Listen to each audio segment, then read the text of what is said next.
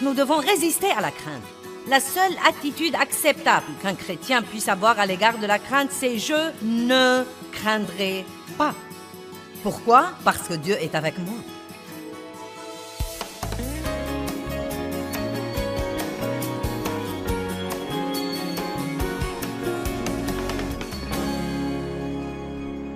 Et la seule solution à la crainte, c'est la foi et la connaissance de l'amour de Dieu pour nous individuellement. L'amour parfait chasse la peur. Comment pourrez-vous faire confiance à quelqu'un si vous ne croyez pas qu'il vous aime tout le temps et qu'il vous aime inconditionnellement? Si Dieu ne va m'aimer que quand je me comporte bien, j'aurai un besoin sérieux et je serai dans le pétrin. Amen. Donc, encore une fois, Dieu vous aime inconditionnellement. La Bible dit des choses étonnantes comme quoi, pour satisfaire son amour, lorsque nous étions encore des pécheurs et des ennemis à lui, Dieu est mort pour nous. Et s'il était prêt à envoyer son Fils unique, combien plus il nous donnera libéralement toutes les autres choses dont nous avons besoin. Dieu nous aime beaucoup et il a un bon plan pour notre vie et il ne veut pas que nous soyons tourmentés par la crainte. Non seulement il ne veut pas que nous soyons tourmentés par la crainte, mais encore il ne veut pas que la crainte entrave notre destinée. Chaque fois que nous essayons d'aller de l'avant ou de faire des progrès, Satan nous offre toujours la crainte pour nous faire régresser. Amen. Donc la crainte numéro 1 dont je veux vous parler, c'est la crainte du mal ou la crainte des ennuis. Personne n'aime avoir des ennuis.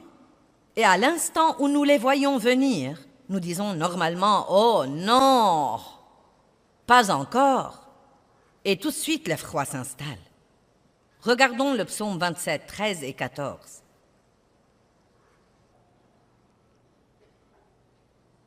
Il dit « Que serais-je devenu si je n'avais pas la confiance ?» Nous parlons de la foi. Si je n'avais pas la confiance que je verrais la bonté du Seigneur dans la terre des vivants. C'est merveilleux de parler des bonnes choses que nous aurons quand nous irons au ciel, mais nous savons tous que nous aimerions en avoir une partie dès à présent.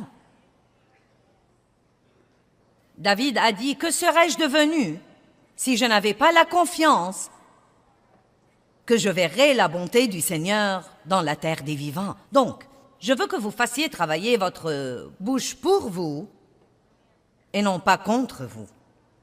Je veux que votre bouche s'accorde avec ce que dit la parole de Dieu et d'arrêter de s'accorder avec l'ennemi qui chuchote des mensonges à votre pensée comme « Rien de bon ne m'arrive jamais. Chaque fois que je gagne un peu d'argent, je le perds. Pourquoi rien de bon ne m'arrive jamais ?»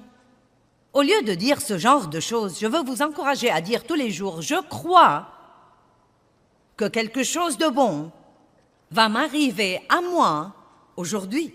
Je crois. » Libérez votre foi. Nous avons tous la foi, d'après Romains 12, 3. Ce verset dit « À chacun est départie une mesure de foi. » Nous avons la foi, mais beaucoup de gens l'ont seulement, ils ne l'utilisent pas. Vous savez, j'avais ce bouclier vendredi matin, car la Bible dit dans Éphésiens de soulever le bouclier de la foi. C'est une autre façon de dire « libérez votre foi ». Quels sont les moyens dont nous pouvons la libérer? Par la prière, par les paroles et par l'action inspirée de Dieu.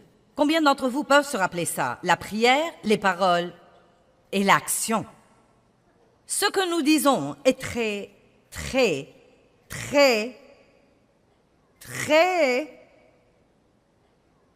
important. Et croyez-moi, ce que nous disons est beaucoup plus important que nous le croyons. La Bible dit dans Proverbe 18, 21, « La mort et la vie dépendent de la langue. Et quiconque l'aime mangera de son fruit, que ce soit pour la vie ou pour la mort. » Je crois que quelque chose de bon va m'arriver aujourd'hui. Et ensuite, j'aime ajouter à ça que parce que je ne veux pas être égoïste et vouloir quelque chose de bon seulement pour moi, je fais suivre ça et je dis, et je crois que quelque chose de bon va arriver par moi aujourd'hui. Amen. À moi et par moi. Sans la foi, nous vivons dans la crainte. Et c'est pourquoi Dieu nous a donné la foi. Sans la foi, nous ne pouvons pas recevoir de Dieu. La grâce et la miséricorde de Dieu ont payé toutes les bénédictions qui sont disponibles pour nous et nous les recevons simplement par la main de la foi. Quand nous libérons notre foi, nous disons « Dieu, je crois » et croire veut dire recevoir. Si vous regardez la définition de croire, cela veut dire recevoir. Et la définition de recevoir veut dire croire. Donc quand je dis « je crois », je dis en fait « je reçois ». Sans la crainte, nous ne pouvons pas recevoir de Satan. Pensez-y. Sans la foi, nous ne recevons pas de Dieu. Mais sans la crainte, nous ne pouvons pas recevoir de Satan. Maintenant, ce n'est pas parce que vous ressentez la crainte que vous devez craindre. Et c'est une chose très importante que les gens doivent comprendre. Nous allons toujours ressentir la crainte à différents moments, mais elle n'est pas la mienne jusqu'à ce que je la prenne. Ce n'est pas parce que je la ressens qu'elle est la mienne. C'est signe que le diable essaye de m'empêcher d'avoir quelque chose que Dieu veut que j'ai. Il essaye de me mettre dans un genre d'esclavage ou de me tourmenter à certains égards. Le doute est un type de crainte. L'effroi est un type de crainte. Et je voudrais même vous voir arriver au point où, quand les ennuis viennent, ou qu'il y a quelque chose dont nous devons nous occuper qui va être fâcheux ou pas très drôle ou pourrait probablement, vous savez, être un vrai problème au lieu de dire « Oh, encore !» J'en ai plus qu'assez de ça. Combien de choses stupides vous avez déjà dites et vous ne vous êtes même pas encore occupé du problème? Oh mon Dieu, ça va me tuer si ça continue. J'aimerais vraiment arriver au point où nous pourrions dire « Tout ce que je dois faire, je peux le faire par Christ qui me fortifie. Je ne craindrai pas. » J'avais autrefois ce sentiment vague autour de moi tout le temps. Et je veux dire par autrefois la fin des années 70. Et j'avais essentiellement eu ce sentiment toute ma vie. Beaucoup de mauvaises choses me sont arrivées depuis que j'étais très petite fille. Beaucoup de choses tristes, beaucoup de mauvaises choses, beaucoup d'abus, beaucoup de craintes. Et tant de mauvaises choses m'arrivaient de tous les côtés que je suis arrivée au point où j'attendais plus ou moins le désastre suivant. Et donc même quand je suis devenue chrétienne et que j'essayais de servir Dieu diligemment, j'avais toujours ce sentiment vague, ce sentiment menaçant. Quelle est la chose suivante qui va arriver? Est-ce que quelqu'un comprend de quoi je parle? Et comme j'ai commencé à étudier la parole, j'étais debout dans la salle de bain un matin. Je vois toujours clairement où j'étais debout. Et j'arrangeais mes cheveux pour sortir ce jour-là et je me suis finalement arrêtée et j'ai dit « Dieu, quelle est cette chose que je ressens tout le temps et qui ne me permet jamais de me détendre ou d'oser même penser que quelque chose de bien va m'arriver aujourd'hui. » Je ne savais pas encore ce que c'était. Et le Seigneur a parlé à mon cœur, le Saint-Esprit a parlé à mon cœur et il a dit « mauvaise appréhension ». J'ignorais ce que c'était. Mais comme Dieu, souvent, s'y prend avec nous, je suis tombée au cours des quelques jours suivants sur le livre de Proverbes 15, et je voudrais que vous le regardiez avec moi. Proverbe 15. Tous les jours du malheureux et de l'affligé deviennent mauvais à cause des pensées angoissantes et des appréhensions, des mauvaises appréhensions. Mais celui qui a un cœur heureux a un festin continuel, indépendamment de ses circonstances. Nos jours deviennent mauvais à cause de l'effroi et des petites craintes vagues, comme quoi quelque chose arrivera qui sera plus que nous ne pouvons supporter. Eh bien, il y a des rumeurs sur un licenciement au travail, je ne sais pas, mince alors, ça m'a inquiétée, je ne sais pas. Que penses-tu de ce qui se passe dans le monde aujourd'hui? Tout le monde demande à tout le monde, que penses-tu de ce qui se passe dans le monde aujourd'hui? Eh bien, c'est très évident, c'est un gâchis. Et c'est un gâchis parce que les gens, en masse, pas tout le monde, mais comme une nation, nous nous sommes détournés de Dieu. Et les choses ne marchent pas comme il faut quand on essaye de se débarrasser de Dieu. Mais la bonne nouvelle, et il y a toujours de bonnes nouvelles, Mon Dieu, j'en ai assez d'écouter de mauvaises nouvelles tout le temps. Il paraît que tout ce que tout le monde veut faire, c'est de parler des problèmes. Il y a de bonnes choses parce que Dieu est bon et l'Évangile est la bonne nouvelle. Il y a beaucoup de bonnes choses. Et je veux parler de bonnes choses. Quelque chose de bon va arriver dans nos vies aujourd'hui. Et en plein milieu de tout ce bouleversement dans le monde, je crois honnêtement ça. Si nous jouons notre rôle et si nous faisons ce qu'il faut, Dieu s'occupera toujours de nous. Aussi mal que vont les choses, Dieu s'occupera toujours de son peuple.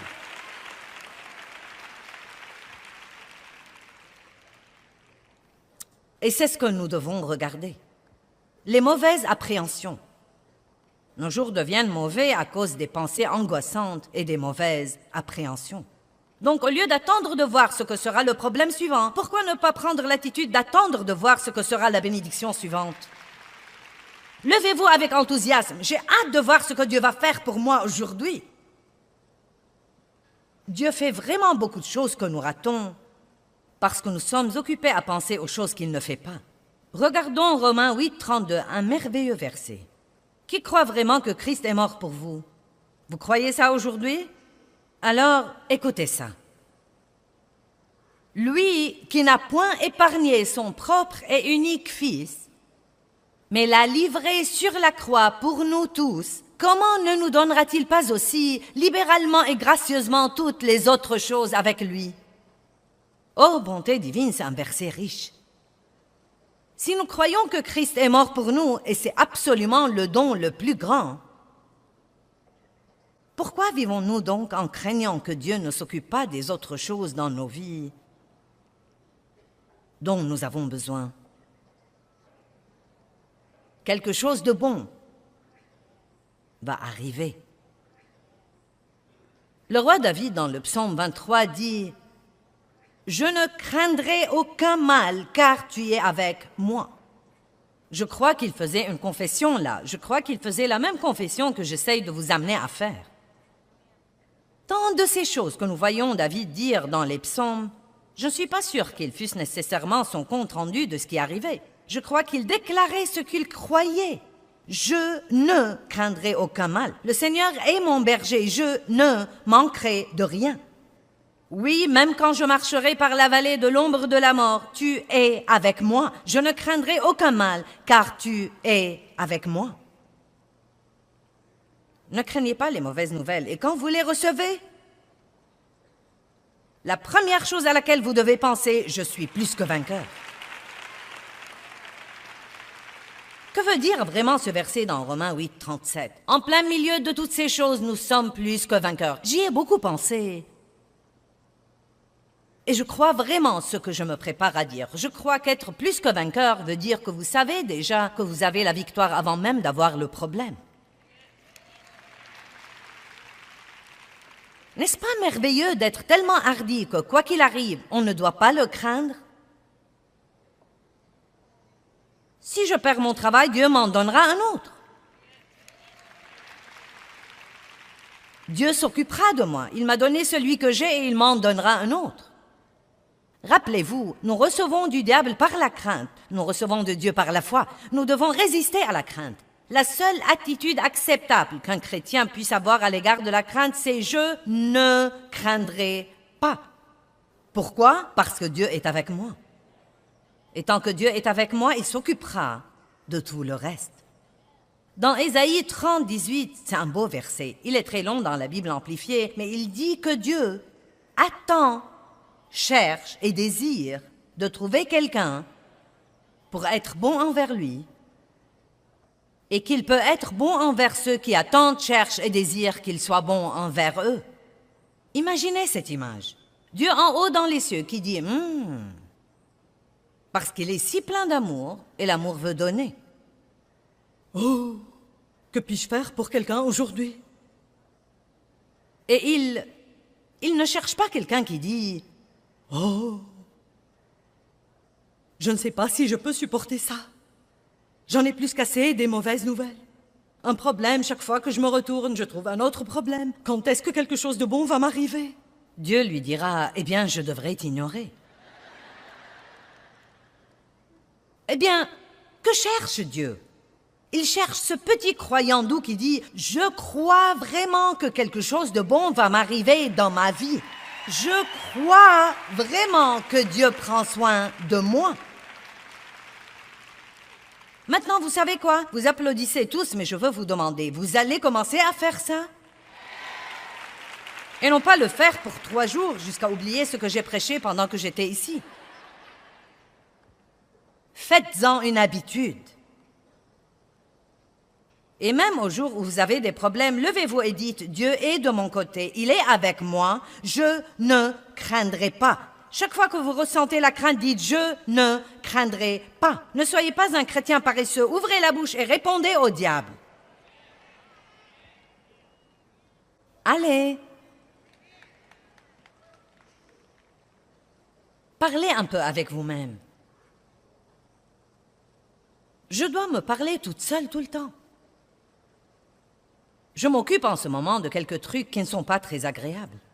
Parfois, je ne dois pas m'occuper de trucs, parfois si. En ce moment, je suis dans un temps où je dois m'occuper de quelques trucs. Et j'ai dû me parler toute seule, même ce week-end. Je suis si contente de prêcher sur la foi.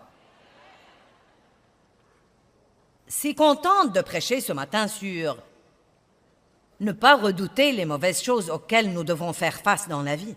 Je dois continuer à dire, cela passera aussi. Ça marchera vraiment bien.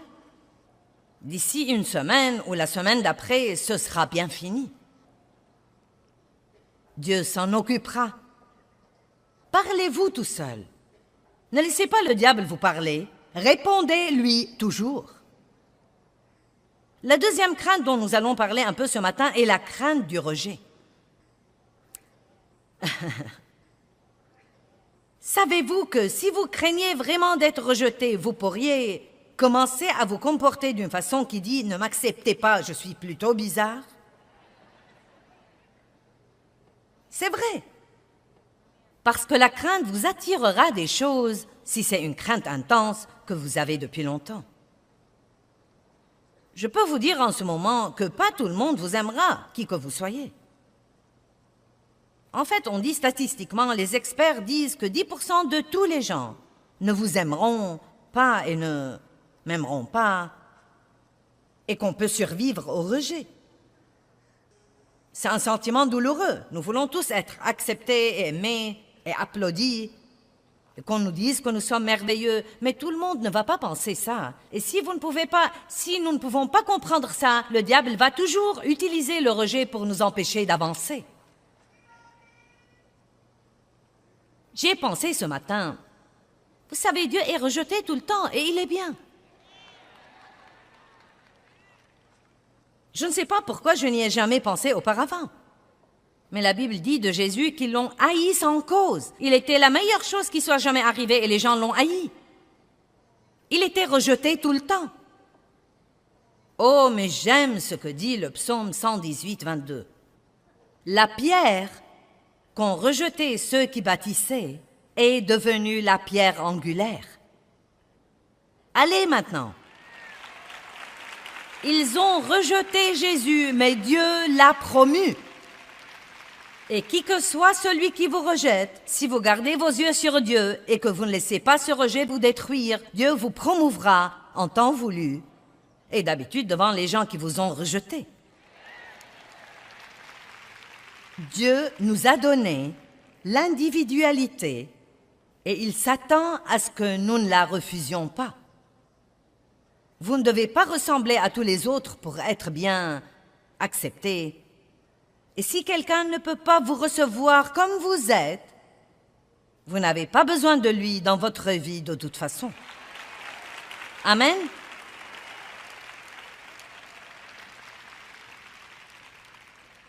Regardons Luc chapitre 10, versets 10 et 11. Mais dans quelque ville que vous entriez, maintenant Jésus envoie les disciples. Ils ont été formés, mais maintenant il est temps d'aller dans le monde. Mais dans quelque ville que vous entriez et où l'on ne vous recevra pas et ne vous acceptera pas. Donc il ne leur a pas dit « tout le monde va aimer votre message ».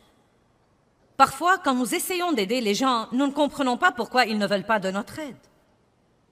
C'est comme « j'essaye de vous aider ». Pourquoi vous ne m'aimez pas? Tout le monde ne veut pas être aidé. Mais dans quelque ville que vous entriez et où l'on ne vous recevra pas et ne vous accueillera pas, sortez dans ces rues et dites, même la poussière de votre ville qui s'est collée à nos pieds, nous l'essuyons pour vous la rendre. Mais j'aime vraiment ce que dit l'un des autres évangiles. Il dit, nous la secouons. Secouez la poussière de cette ville de vos pieds. Quand vous êtes confiant dans l'amour de Dieu et que vous êtes confiant en Christ, vous n'avez pas besoin que tous les autres au monde vous apprécient.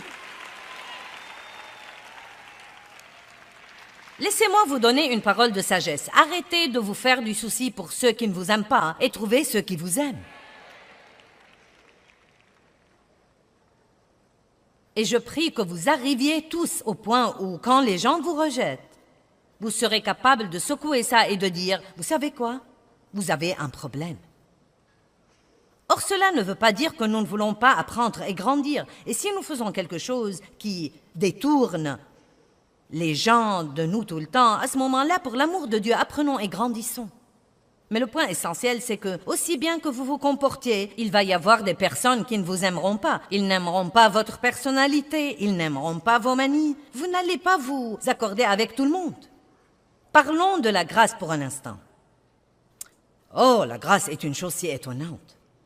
Et vous savez, au tout début de mon ministère, je vais être franche avec vous, je montais ici et je croyais que je devais amener tout le monde à m'aimer. Et j'étais si blessée quand quelqu'un se levait et s'en allait, surtout au tout début, parfois, vous savez.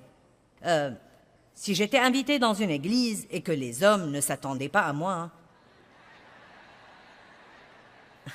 il y avait parfois des hommes qui se levaient et s'en allaient. Oh, c'était si dur. Mince alors, cela me blessait parce que je manquais d'assurance. Et je tirais toujours une partie de ma valeur des visages des gens, de leurs actions. Est-ce qu'ils sourient? Est-ce qu'ils froncent leurs sourcils? Sont-ils endormis? Sont-ils éveillés? Et vous savez, quand vous avez la crainte du rejet, vous imaginez des choses qui ne sont même pas vraies. Je me rappelle que j'étais une fois dans une réunion où j'enseignais et au bout de 10 minutes seulement du sermon, une femme s'est levée, elle était dans la deuxième rangée, et elle est partie. Eh bien non, mais le diable m'a dit, elle ne t'aime pas. Et j'ai été tourmentée par ça tout au long de mon enseignement ce soir-là.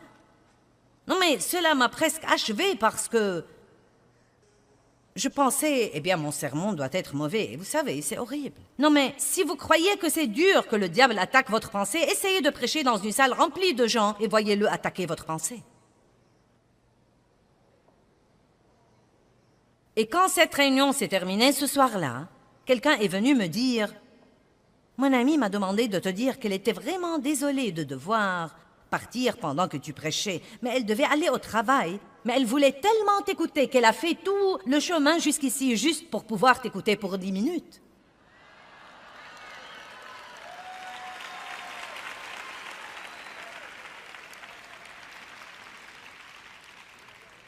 Maintenant, quand les gens s'en vont, je dis, je suis contente que vous soyez venus et restés aussi longtemps que vous êtes restés.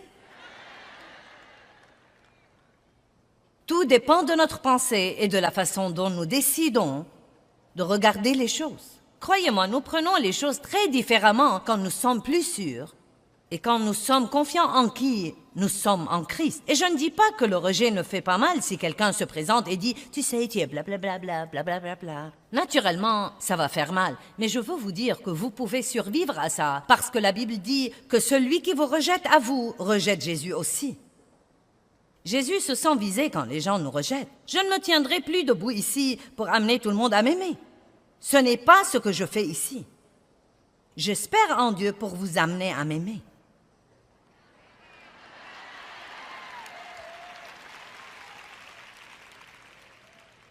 Peut-être qu'il y a quelqu'un qui est venu ici aujourd'hui comme invité et vous pensez « Ça ne marche pas, sœur, car je ne t'aime pas. » Eh bien, donnez à Dieu un peu plus de temps et vous m'aimerez. Vous m'aimerez.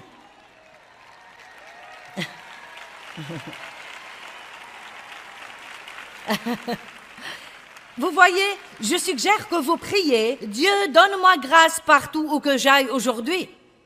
Dieu, toi, amène les gens à m'aimer, parce que je n'ai pas l'énergie de jouer au plus fin avec les gens.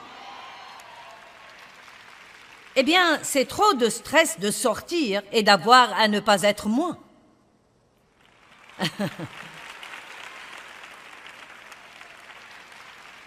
Et je vais vous dire quelque chose que nous devons tous faire. Si vous voulez rendre service aux gens dans votre vie, donnez-leur la permission d'être qui ils sont. Dave m'a fait le meilleur compliment ce matin. C'est un ange, il m'a aidé à me sentir si bien.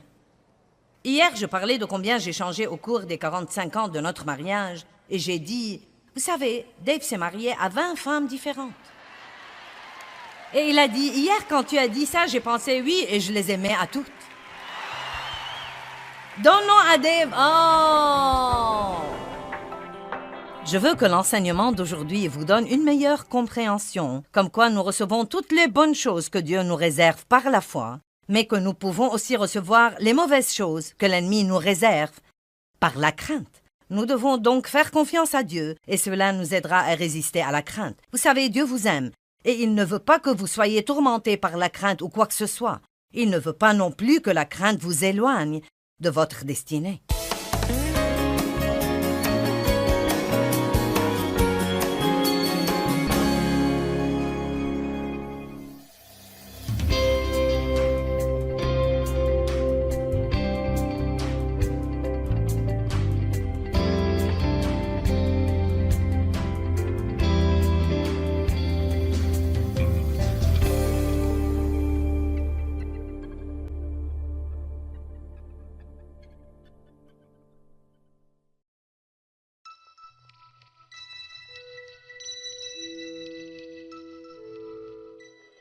Le royaume des cieux est assailli avec violence, mais seuls les violents, hommes et femmes de Dieu, s'emparent de ce royaume et en jouissent dans leur vie.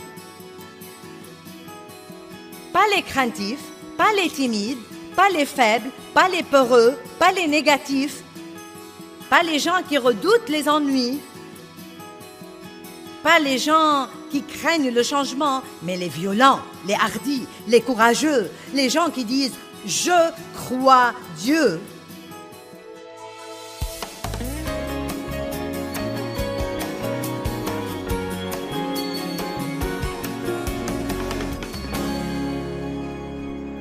La crainte de ce que les choses ne changent jamais. Le mensonge de jamais. Vous ne changerez jamais. Les membres de votre famille ne changeront jamais. Vos circonstances ne changeront jamais. Vous n'aurez jamais d'argent. Vous ne vous marierez jamais. Vous n'aurez jamais de paix. Vous ne jouirez jamais de votre vie. Les mensonges de jamais. Laissez-moi vous dire quelque chose. Tout peut être sujet de changement, sauf Dieu. Et tout change vraiment. Regardons un passage biblique, Hébreux 13, 5 et 6. C'est un peu long au début, mais tenez bon, car ça va devenir si bon. Que votre caractère ou disposition morale ne se livre pas à l'amour de l'argent, y compris l'avidité, l'avarice, la convoitise et la soif des biens terrestres, et contentez-vous de vos circonstances présentes et de ce que vous avez. Donc, où que vous en soyez en ce moment, ne craignez pas qu'il ne change jamais. Dites, eh bien, je vais être un petit campeur heureux là où j'en suis, car Dieu a un plan. Lisons le reste du verset. Il dit, car Dieu lui-même a dit, je ne te laisserai point et je ne t'abandonnerai point sans aide. Je ne te laisserai, je ne te laisserai, je ne te laisserai jamais impuissant et je ne te délaisserai point et je ne te laisserai jamais tomber, je ne lâcherai jamais prise de toi. Certainement pas, point d'exclamation, point d'exclamation. Waouh, waouh, waouh, waouh, waouh. Donc, je ne dois pas craindre que les choses ne changent jamais car Dieu a un plan. Maintenant, regardons le verset 6. Nous pouvons donc nous consoler et nous sommes encouragés et nous disons plein de confiance et hardiment, Le Seigneur est mon aide, et je ne me tourmenterai pas, je ne craindrai point, et je ne serai point terrifié. Que pourra donc l'homme me faire?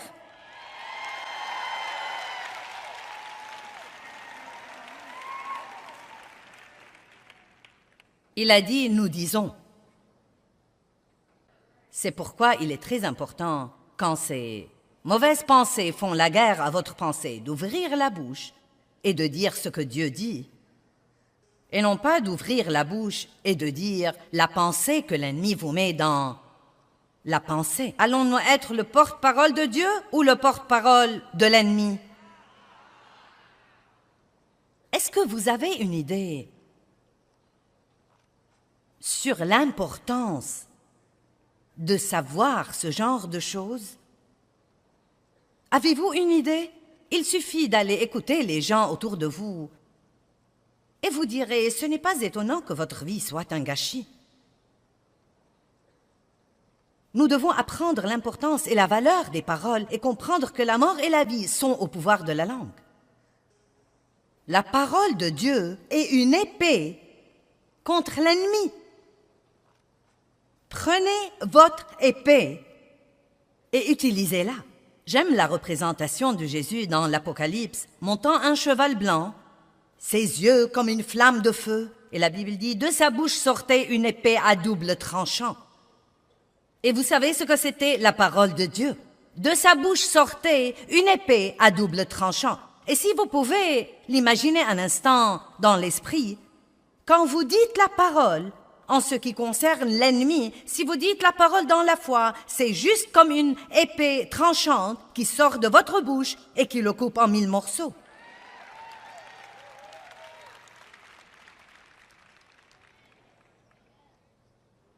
C'est pour moi une des choses les plus précieuses que j'enseigne aux gens. Ça ne suffit pas de connaître la parole. Vous devez apprendre à dire la parole.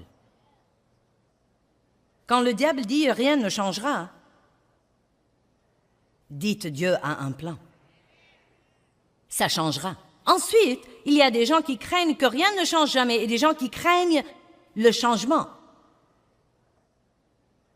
Mais le changement est certain. Très peu de choses dans la vie sont pour toujours. Le savez-vous? Nos corps changent. Quelqu'un comprend déjà ça?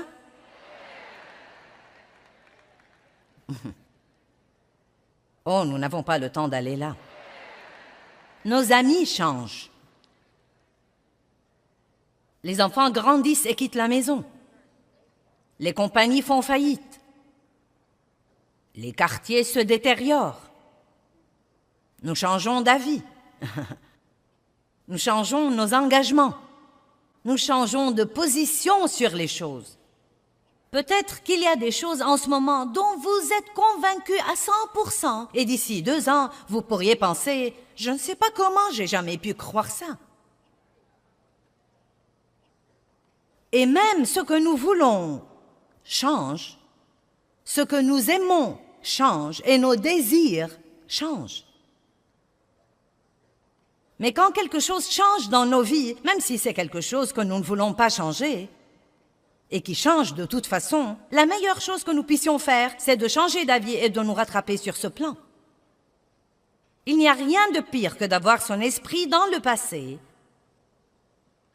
et son corps ici quelque part dans l'avenir.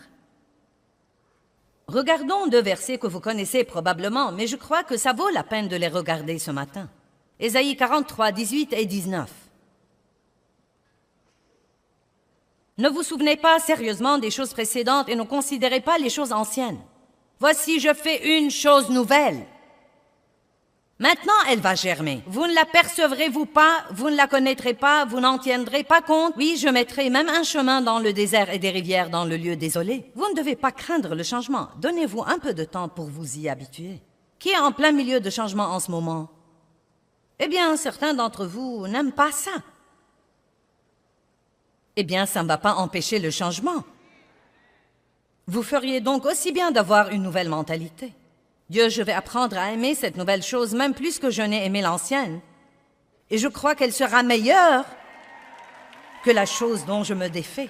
Maintenant, Une des raisons pour lesquelles nous nous sentons parfois déchirés pendant les temps de changement est qu'une partie de nous veut une chose nouvelle et que l'autre partie de nous est toujours accro à l'ancienne, car nous avons des liens d'âme avec les choses. Quand j'ai quitté mon travail à l'église où j'ai travaillé pendant 5 ans, je savais que je devais partir. Je savais que Dieu m'appelait à commencer à faire les choses que je fais maintenant. Mais je peux honnêtement vous dire que j'avais tellement de liens d'âme avec les gens là et l'endroit et les relations que j'avais nouées et le confort du salaire régulier que ça m'a fait de la peine et que j'ai été embrouillée pendant 3 ans après avoir quitté parce que j'étais seule sur la route maintenant. Je me sentais seule parce que je n'avais pas avec moi toutes ces personnes que j'avais. Les gens disent toujours, je parie que c'est tellement amusant de voyager. Oh, fichez-moi la paix. Donc, j'étais toute seule sur mon chemin. Et tout était si petit à l'époque. Nous avions 20 personnes ici et 10 personnes là. Je me rappelle une réunion où nous avions 9 personnes et j'en ai pris 5 avec moi. Et il n'y avait pas de marathon.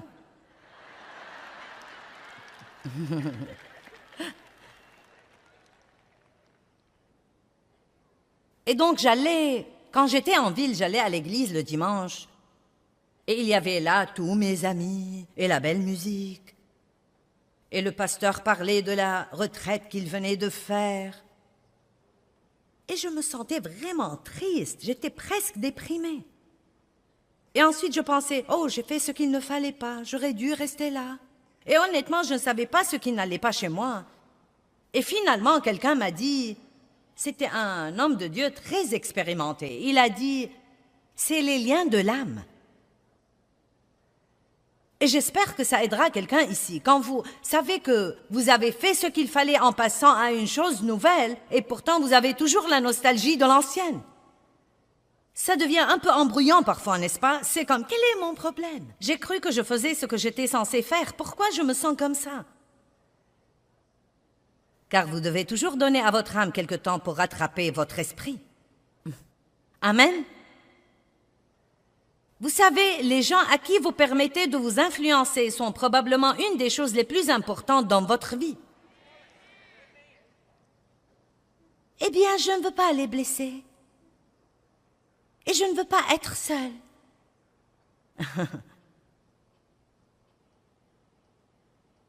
Vous seriez dans une meilleure position en passant quelques nuits seules, plutôt que de laisser les gens empoisonner votre vie. Mais voici l'essentiel. Même si vous rompez cette relation parce que vous savez qu'elle vous empoisonne la vie, cela ne veut pas dire que vous n'allez pas la regretter. Cela ne veut pas dire « nous pouvons même regretter la misère ».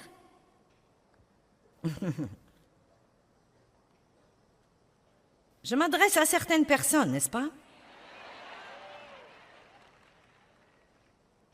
Vous savez, plutôt que de vous asseoir à la table de déjeuner avec tous vos, vous savez, amis au travail, et être comme une décharge pour tous leurs commentaires négatifs et plaisanteries cochonnes et grossièretés et tout ce qu'ils veulent déverser sur vous. Pourquoi ne pas utiliser ce temps pour déjeuner, puis sortir faire une longue promenade agréable et parler à Dieu? Eh bien, je pourrais rater quelque chose. C'est probablement quelque chose que vous devez rater de toute façon. Allez.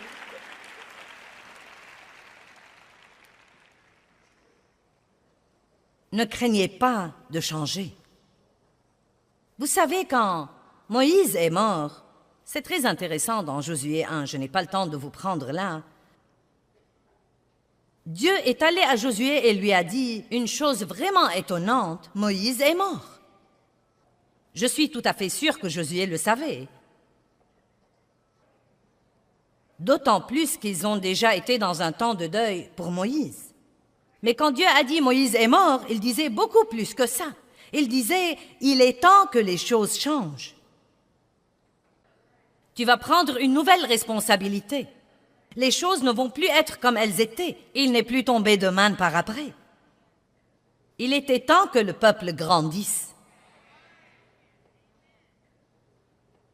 Et peut-être qu'il y a des choses dans votre vie qui sont mortes depuis longtemps, mais vous les traînez toujours avec vous. Et ce que vous devez faire, c'est de lâcher l'ancien pour que vous puissiez complètement prendre le nouveau. Vous devriez me voir quand j'essaye de prêcher aux gens et je commence même à dire « Et si vous n'obtenez pas ce que vous voulez ?» Je n'ai jamais eu les applaudissements de toute la salle quand je disais ça. Hier soir, quand je lisais, ou n'importe quand, chaque fois que je lisais Hébreux 11, le panthéon de la foi, le panthéon des héros de la foi, et que je parlais de ça, et de tous ces gens qui ont cru, et il dit qu'ils sont tous morts, soutenus et contrôlés par leur foi, mais n'ayant jamais reçu l'accomplissement de la promesse. Non, mais elle était juste là-dedans comme elle est en ce moment.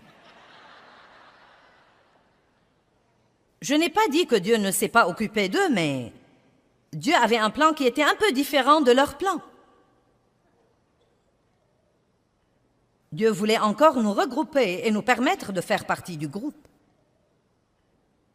Dieu ne nous donne pas toujours tout ce que nous voulons et nous ne devons pas craindre ça. Nous devons dire, si je n'obtiens pas ce que je veux, cela veut dire que je ne suis pas censé l'avoir. Avons-nous confiance en Dieu autant que ça? Si je n'obtiens pas ce que je veux, cela veut très simplement dire que je ne suis pas censé l'avoir. Mais je le veux!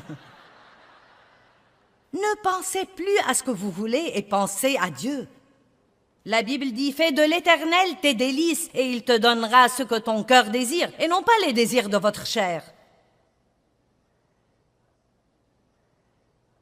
Dieu nous donne certaines des choses que nous voulons, mais il ne nous donne pas toutes les choses que nous voulons, car parfois nous ne sommes pas assez intelligents pour vouloir ce qu'il faut. Il y a des gens qui sont assis ici aujourd'hui, qui ont voulu des choses dans le passé, et vous êtes débrouillés pour l'avoir dans la chair, et maintenant vous regrettez de tout votre cœur de les avoir. Et bon sang, j'ai des amens robustes là-bas.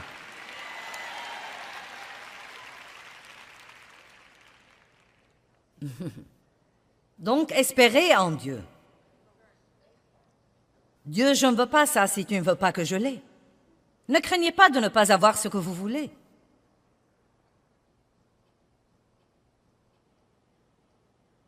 Vous savez, Paul dit dans Philippiens 4, « J'ai appris à être content, dans l'abondance comme dans le besoin. » Vous savez pourquoi? Parce qu'il s'était abandonné à Dieu. L'abandon est un merveilleux, merveilleux mot. J'ai appris ce mot, peut-être, il y a 18 ou 20 ans. Combien c'est important de s'abandonner totalement à Dieu. Et cela veut dire que vous dites, Dieu, je crois que je vis en ce moment, que je suis dans ta volonté parfaite et que tout ce qui arrive dans ma vie va travailler pour mon bien. D'une façon ou d'une autre, ça va se conformer à ton plan. Et non pas, j'ai horreur de ça.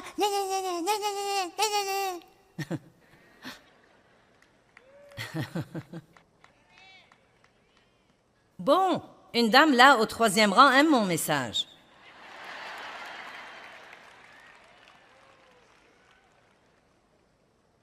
Eh bien, je n'arrive pas à croire que tout ce qui se passe dans ma vie soit de Dieu. Je n'ai pas dit que tout ce qui se passe est quelque chose que Dieu fait exprès dans notre vie, mais écoutez-moi, je vais vous dire une chose. S'il ne l'enlève pas quand nous voulons qu'il l'enlève, c'est qu'il a l'intention de l'utiliser pour un but plus important.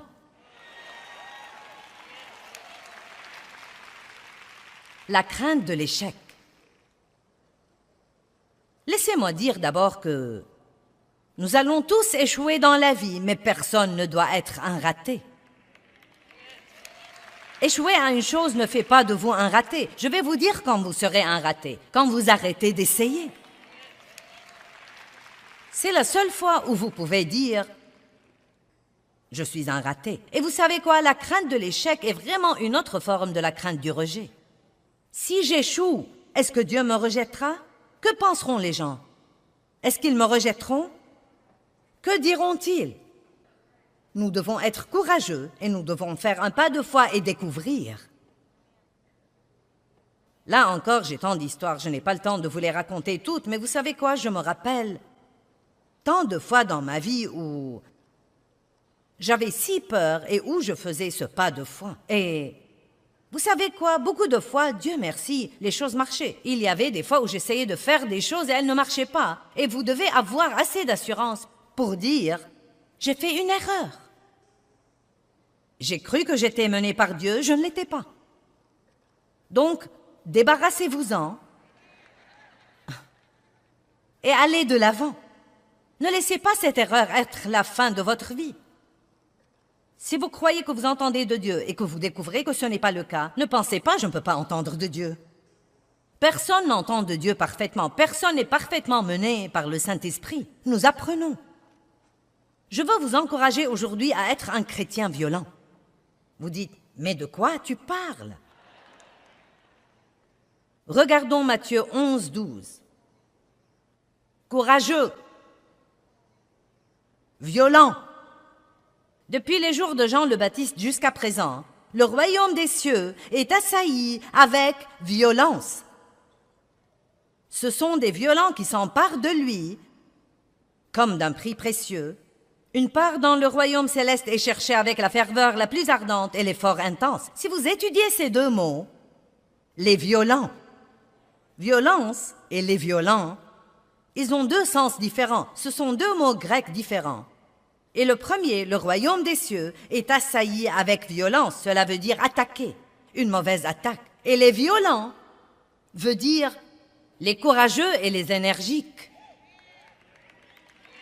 Le royaume des cieux est assailli avec violence, mais seuls les violents, hommes et femmes de Dieu, s'emparent de ce royaume et en jouissent dans leur vie. Pas les craintifs, pas les timides, pas les faibles, pas les peureux, pas les négatifs, pas les gens qui redoutent les ennuis, pas les gens qui craignent le changement, mais les violents, les hardis, les courageux, les gens qui disent « Je crois Dieu ». Et je n'ai pas peur de faire un pas de foi et de découvrir si ce que j'entends est vraiment de Dieu ou pas. Vous savez, j'ai essayé le ministère de la télévision longtemps avant que Dieu ne me l'ait donné. Nous avons loué un studio à la télé par câble à Saint Louis et j'allais avoir un talk show. J'ai pris 3 ou 4 de mes employés et nous allions nous asseoir et j'allais être comme l'hôtesse et leur poser des questions et les interviewer. Ce qui est arrivé, c'est que je posais les questions et j'y répondais moi-même. Et ils s'asseyaient là comme des meubles supplémentaires. Et ce n'était même pas ce que Dieu voulait que je fasse pour commencer. Donc vous savez ce qui est arrivé? Après 6 mois d'être à la télé, je n'ai reçu qu'une seule lettre. Et il n'y avait pas d'argent dedans. Mais quand Dieu a ouvert la porte, oh bonté divine, comme une inondation puissante. Donc vous savez, je ne suis même pas désolée d'avoir eu cette expérience. Car, à dire vrai, parfois quand Dieu vous appelle à faire quelque chose, vous vous embrouillez un peu sur le timing. Vous avez quelque chose qui flotte au-dedans de vous et vous pensez « Eh bien, je suis censé faire ça ou je ne suis pas censé le faire ?» Et la seule chose que je peux dire, c'est « Faites un pas de foi et découvrez. » Hey, si je marche dans la mer Rouge et qu'elle ne se fend pas, je reculerai.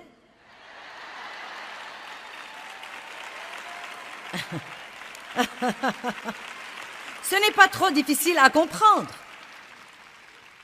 Le pire que vous puissiez avoir est un orteil humide.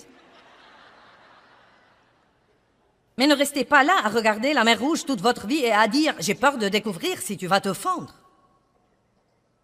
Eh bien, j'ai essayé de fendre la mer Rouge en allant à la télévision et j'étais en avance sur le timing de Dieu. Mais quand il l'a fendue, allez! Dieu vous donnera grâce et Dieu vous mettra un chemin. Mais vous savez quoi? Écoutez ce que je vais dire.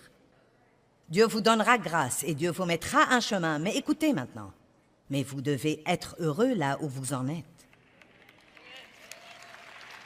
Oh, maintenant vous êtes loin d'être aussi enthousiasmé.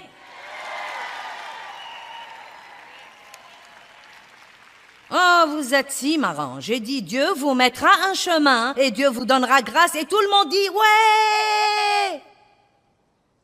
Mais vous devez être heureux là où vous en êtes.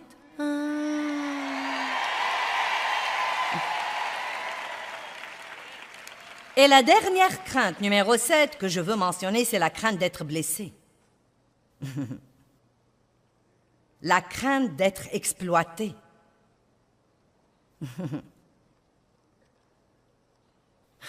Ne vivez pas comme ça. Vous ne devez pas craindre d'être blessé, car je peux vous dire d'avance que vous serez blessé. Ne laissez pas ce genre de crainte vous contrôler. Les gens me marcheront sur les pieds. Personne ne m'appréciera. Tout le monde va m'oublier. Je serai blessé. Les gens profiteront de moi. Ne vivez pas comme ça. Dites, Dieu, je me fierai à toi. Comme quoi, si je m'humilie sous ta main puissante, je me fierai à toi, Dieu. Comme quoi, si j'arrête d'essayer de m'occuper de moi, tu t'occuperas toi-même de moi. Si j'arrête d'essayer de me protéger, Dieu, je crois que tu me protégeras. Et pas seulement ça, j'ai compris il y a longtemps. Oui, si je vais traiter avec les gens, je serai blessé parfois. Mais vous savez quoi, le guérisseur vit en nous.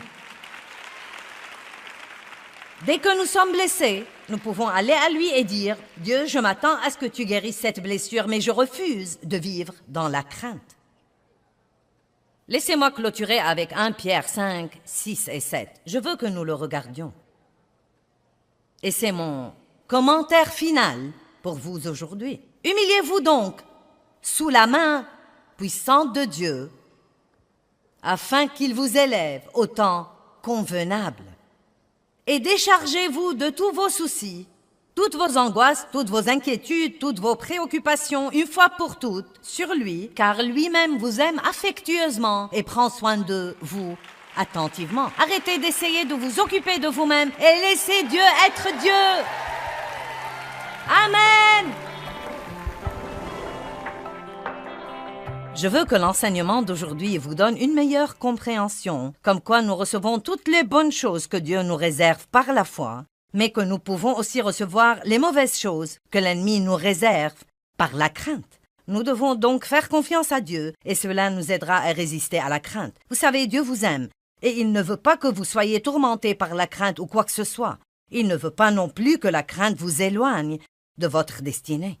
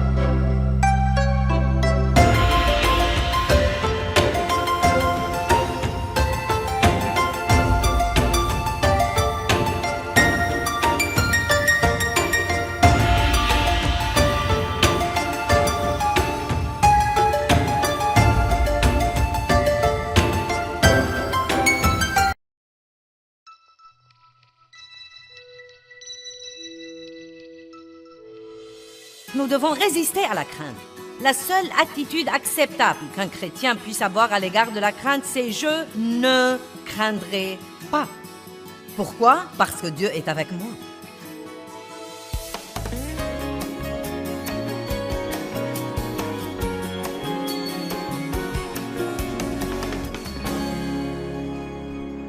Et la seule solution à la crainte, c'est la foi et la connaissance de l'amour de Dieu pour nous individuellement.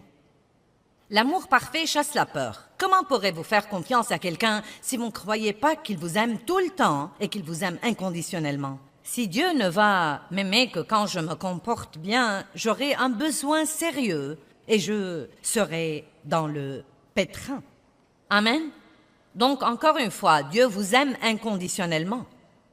La Bible dit des choses étonnantes comme quoi, pour satisfaire son amour, lorsque nous étions encore des pécheurs et des ennemis à lui, Dieu est mort pour nous.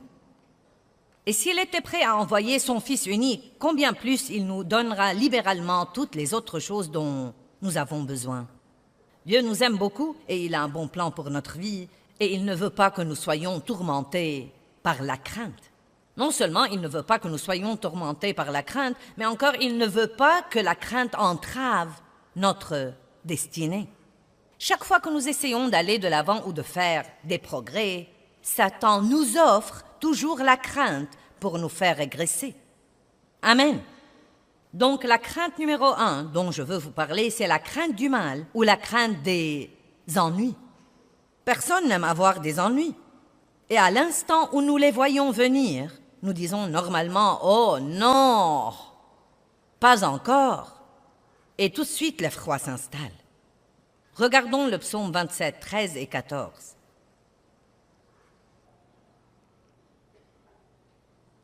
Il dit « Que serais-je devenu si je n'avais pas la confiance ?» Nous parlons de la foi. Si je n'avais pas la confiance que je verrais la bonté du Seigneur dans la terre des vivants. C'est merveilleux de parler des bonnes choses que nous aurons quand nous irons au ciel, mais nous savons tous que nous aimerions en avoir une partie dès à présent. David a dit « Que serais-je devenu si je n'avais pas la confiance que je verrais la bonté du Seigneur dans la terre des vivants ?» Donc, je veux que vous fassiez travailler votre bouche pour vous et non pas contre vous. Je veux que votre bouche s'accorde avec ce que dit la parole de Dieu et d'arrêter de s'accorder avec l'ennemi qui chuchote des mensonges à votre pensée comme « Rien de bon ne m'arrive jamais. Chaque fois que je gagne un peu d'argent, je le perds. Pourquoi rien de bon ne m'arrive jamais ?»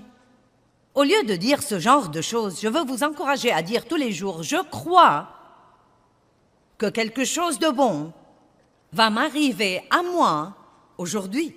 Je crois. Libérez votre foi. Nous avons tous la foi, d'après Romains 12, 3. Ce verset dit « À chacun est départie une mesure de foi. » Nous avons la foi, mais beaucoup de gens l'ont seulement, ils ne l'utilisent pas. Vous savez, j'avais ce bouclier vendredi matin, car la Bible dit dans Éphésiens de soulever le bouclier de la foi. C'est une autre façon de dire « libérez votre foi ». Quels sont les moyens dont nous pouvons la libérer? Par la prière, par les paroles et par l'action inspirée de Dieu. Combien d'entre vous peuvent se rappeler ça? La prière, les paroles et l'action. Ce que nous disons est très, très, très, très important. Et croyez-moi, ce que nous disons est beaucoup plus important que nous le croyons. La Bible dit dans Proverbe 18, 21, « La mort et la vie dépendent de la langue. Et quiconque l'aime mangera de son fruit, que ce soit pour la vie ou pour la mort. » Je crois que quelque chose de bon va m'arriver aujourd'hui. Et ensuite, j'aime ajouter à ça que parce que je ne veux pas être égoïste et vouloir quelque chose de bon seulement pour moi, je fais suivre ça et je dis, et je crois que quelque chose de bon va arriver par moi aujourd'hui. Amen. À moi et par moi. Sans la foi, nous vivons dans la crainte. Et c'est pourquoi Dieu nous a donné la foi. Sans la foi, nous ne pouvons pas recevoir de Dieu. La grâce et la miséricorde de Dieu ont payé toutes les bénédictions qui sont disponibles pour nous et nous les recevons simplement par la main de la foi. Quand nous libérons notre foi, nous disons Dieu, je crois, et croire veut dire recevoir. Si vous regardez la définition de croire, cela veut dire recevoir. Et la définition de recevoir veut dire croire. Donc quand je dis je crois, je dis en fait je reçois. Sans la crainte, nous ne pouvons pas recevoir de Satan. Pensez-y. Sans la foi, nous ne recevons pas de Dieu. Mais sans la crainte, nous ne pouvons pas recevoir de Satan. Maintenant, ce n'est pas parce que vous ressentez la crainte que vous devez craindre. Et c'est une chose très importante que les gens doivent comprendre. Nous allons toujours ressentir la crainte à différents moments, mais elle n'est pas la mienne jusqu'à ce que je la prenne. Ce n'est pas parce que je la ressens qu'elle est la mienne. C'est signe que le diable essaye de m'empêcher d'avoir quelque chose que Dieu veut que j'ai. Il essaye de me mettre dans un genre d'esclavage ou de me tourmenter à certains égards. Le doute est un type de crainte. L'effroi est un type de crainte. Et je voudrais même vous voir arriver au point où quand les ennuis viennent, ou qu'il y a quelque chose dont nous devons nous occuper qui va être fâcheux ou pas très drôle ou pourrait probablement, vous savez, être un vrai problème au lieu de dire « Oh, encore !» J'en ai plus qu'assez de ça. Combien de choses stupides vous avez déjà dites et vous ne vous êtes même pas encore occupé du problème? Oh mon Dieu, ça va me tuer si ça continue. J'aimerais vraiment arriver au point où nous pourrions dire, tout ce que je dois faire, je peux le faire par Christ qui me fortifie. Je ne craindrai pas. J'avais autrefois ce sentiment vague autour de moi tout le temps. Et je veux dire par autrefois la fin des années 70. Et j'avais essentiellement eu ce sentiment toute ma vie. Beaucoup de mauvaises choses me sont arrivées depuis que j'étais très petite fille. Beaucoup de choses tristes, beaucoup de mauvaises choses, beaucoup d'abus, beaucoup de craintes.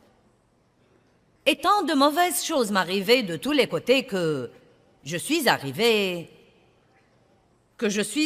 au point où j'attendais plus ou moins le désastre suivant.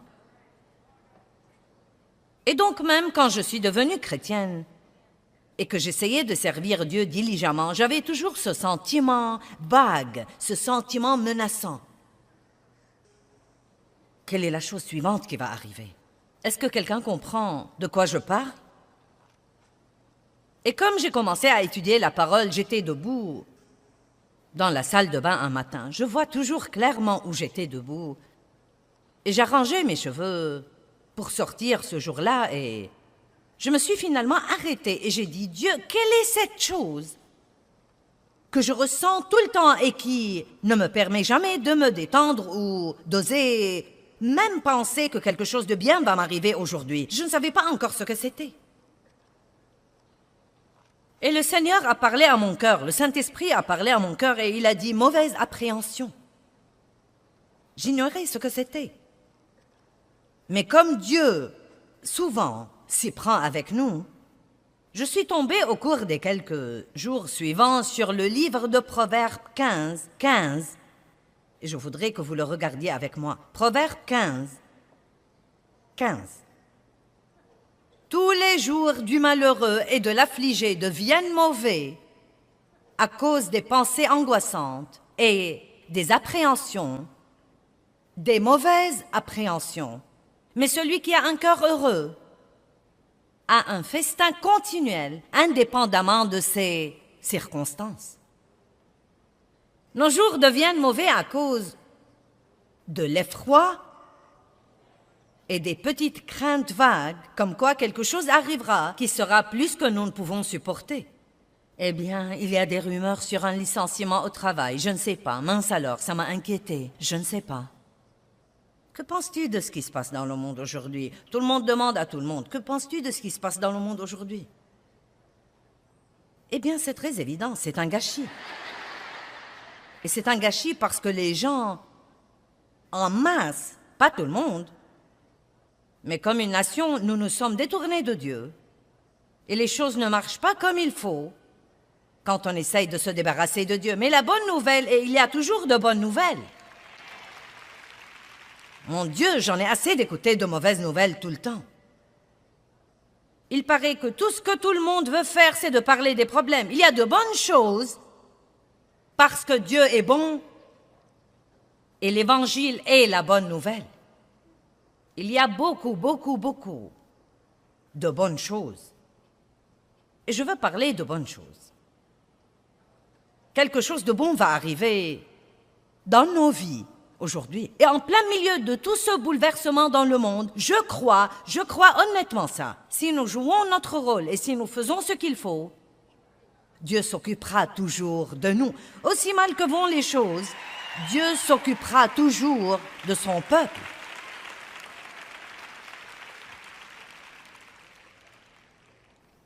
Et c'est ce que nous devons regarder. Les mauvaises appréhensions. Nos jours deviennent mauvais à cause des pensées angoissantes et des mauvaises appréhensions. Donc, au lieu d'attendre de voir ce que sera le problème suivant, pourquoi ne pas prendre l'attitude d'attendre de voir ce que sera la bénédiction suivante? Levez-vous avec enthousiasme. J'ai hâte de voir ce que Dieu va faire pour moi aujourd'hui. Dieu fait vraiment beaucoup de choses que nous ratons parce que nous sommes occupés à penser aux choses qu'il ne fait pas. Regardons Romains 8, 32, un merveilleux verset. Qui croit vraiment que Christ est mort pour vous? Vous croyez ça aujourd'hui? Alors, écoutez ça. Lui qui n'a point épargné son propre et unique Fils, mais l'a livré sur la croix pour nous tous, comment ne nous donnera-t-il pas aussi libéralement et gracieusement toutes les autres choses avec lui? Oh, bonté divine, c'est un verset riche. Si nous croyons que Christ est mort pour nous, et c'est absolument le don le plus grand, pourquoi vivons-nous donc en craignant que Dieu ne s'occupe pas des autres choses dans nos vies dont nous avons besoin? Quelque chose de bon va arriver. Le roi David, dans le psaume 23, dit « Je ne craindrai aucun mal, car tu es avec moi. » Je crois qu'il faisait une confession là. Je crois qu'il faisait la même confession que j'essaye de vous amener à faire. Tant de ces choses que nous voyons David dire dans les psaumes, je ne suis pas sûre qu'ils fussent nécessairement son compte-rendu de ce qui arrivait. Je crois qu'il déclarait ce qu'il croyait. Je ne craindrai aucun mal. Le Seigneur est mon berger, je ne manquerai de rien. Oui, même quand je marcherai par la vallée de l'ombre de la mort, tu es avec moi. Je ne craindrai aucun mal, car tu es avec moi. Ne craignez pas les mauvaises nouvelles. Et quand vous les recevez, la première chose à laquelle vous devez penser, je suis plus que vainqueur. Que veut dire vraiment ce verset dans Romains 8, 37? En plein milieu de toutes ces choses, nous sommes plus que vainqueurs. J'y ai beaucoup pensé. Et je crois vraiment ce que je me prépare à dire. Je crois qu'être plus que vainqueur veut dire que vous savez déjà que vous avez la victoire avant même d'avoir le problème. N'est-ce pas merveilleux d'être tellement hardi que quoi qu'il arrive, on ne doit pas le craindre? Si je perds mon travail, Dieu m'en donnera un autre. Dieu s'occupera de moi. Il m'a donné celui que j'ai et il m'en donnera un autre. Rappelez-vous, nous recevons du diable par la crainte. Nous recevons de Dieu par la foi. Nous devons résister à la crainte. La seule attitude acceptable qu'un chrétien puisse avoir à l'égard de la crainte, c'est « je ne craindrai pas ». Pourquoi? Parce que Dieu est avec moi. Et tant que Dieu est avec moi, il s'occupera de tout le reste. Dans Ésaïe 30, 18, c'est un beau verset. Il est très long dans la Bible amplifiée, mais il dit que Dieu attend, cherche et désire de trouver quelqu'un pour être bon envers lui et qu'il peut être bon envers ceux qui attendent, cherchent et désirent qu'il soit bon envers eux. Imaginez cette image. Dieu en haut dans les cieux qui dit parce qu'il est si plein d'amour et l'amour veut donner. Oh, que puis-je faire pour quelqu'un aujourd'hui? Et il ne cherche pas quelqu'un qui dit oh, je ne sais pas si je peux supporter ça. J'en ai plus qu'assez des mauvaises nouvelles. Un problème, chaque fois que je me retourne, je trouve un autre problème. Quand est-ce que quelque chose de bon va m'arriver? Dieu lui dira, eh bien, je devrais t'ignorer. Eh bien, que cherche Dieu? Il cherche ce petit croyant doux qui dit « Je crois vraiment que quelque chose de bon va m'arriver dans ma vie. Je crois vraiment que Dieu prend soin de moi. » Maintenant, vous savez quoi? Vous applaudissez tous, mais je veux vous demander, vous allez commencer à faire ça? Et non pas le faire pour 3 jours jusqu'à oublier ce que j'ai prêché pendant que j'étais ici. Faites-en une habitude. Et même au jour où vous avez des problèmes, levez-vous et dites « Dieu est de mon côté, il est avec moi, je ne craindrai pas ». Chaque fois que vous ressentez la crainte, dites « Je ne craindrai pas ». Ne soyez pas un chrétien paresseux, ouvrez la bouche et répondez au diable. Allez. Parlez un peu avec vous-même. Je dois me parler toute seule tout le temps. Je m'occupe en ce moment de quelques trucs qui ne sont pas très agréables. Parfois, je ne dois pas m'occuper de trucs. Parfois, si. En ce moment, je suis dans un temps où je dois m'occuper de quelques trucs. Et j'ai dû me parler toute seule, même ce week-end. Je suis si contente de prêcher sur la foi. Si contente de prêcher ce matin sur ne pas redouter les mauvaises choses auxquelles nous devons faire face dans la vie. Je dois continuer à dire « cela passera aussi ». Ça marchera vraiment bien. D'ici une semaine ou la semaine d'après, ce sera bien fini. Dieu s'en occupera. Parlez-vous tout seul. Ne laissez pas le diable vous parler. Répondez-lui toujours. La deuxième crainte dont nous allons parler un peu ce matin est la crainte du rejet. Savez-vous que si vous craignez vraiment d'être rejeté, vous pourriez commencer à vous comporter d'une façon qui dit « Ne m'acceptez pas, je suis plutôt bizarre ». C'est vrai. Parce que la crainte vous attirera des choses, si c'est une crainte intense, que vous avez depuis longtemps. Je peux vous dire en ce moment que pas tout le monde vous aimera, qui que vous soyez. En fait, on dit statistiquement, les experts disent que 10% de tous les gens ne vous aimeront pas et ne m'aimeront pas, et qu'on peut survivre au rejet. C'est un sentiment douloureux. Nous voulons tous être acceptés, et aimés et applaudis, et qu'on nous dise que nous sommes merveilleux, mais tout le monde ne va pas penser ça. Et si nous ne pouvons pas comprendre ça, le diable va toujours utiliser le rejet pour nous empêcher d'avancer. J'y ai pensé ce matin.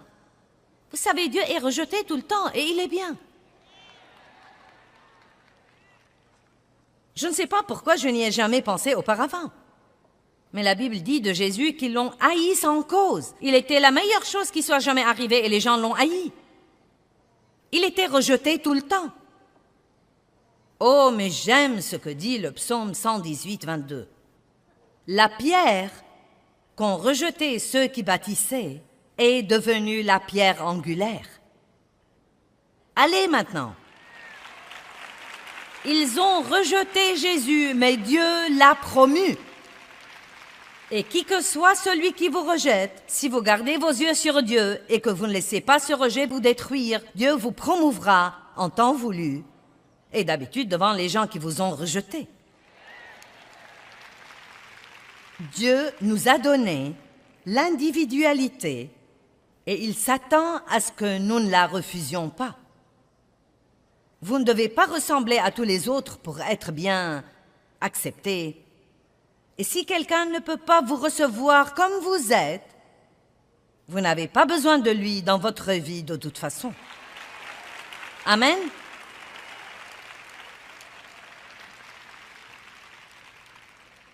Regardons Luc chapitre 10, versets 10 et 11.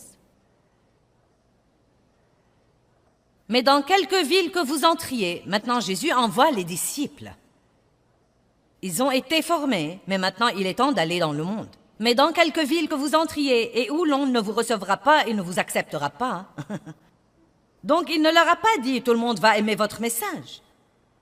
Parfois, quand nous essayons d'aider les gens, nous ne comprenons pas pourquoi ils ne veulent pas de notre aide. C'est comme « j'essaye de vous aider ». Pourquoi vous ne m'aimez pas? Tout le monde ne veut pas être aidé. Mais dans quelque ville que vous entriez et où l'on ne vous recevra pas et ne vous accueillera pas, sortez dans ces rues et dites, même la poussière de votre ville qui s'est collée à nos pieds, nous l'essuyons pour vous la rendre. Mais j'aime vraiment ce que dit l'un des autres évangiles. Il dit, nous la secouons. Secouez la poussière de cette ville de vos pieds. Quand vous êtes confiant dans l'amour de Dieu et que vous êtes confiant en Christ, vous n'avez pas besoin que tous les autres au monde vous apprécient.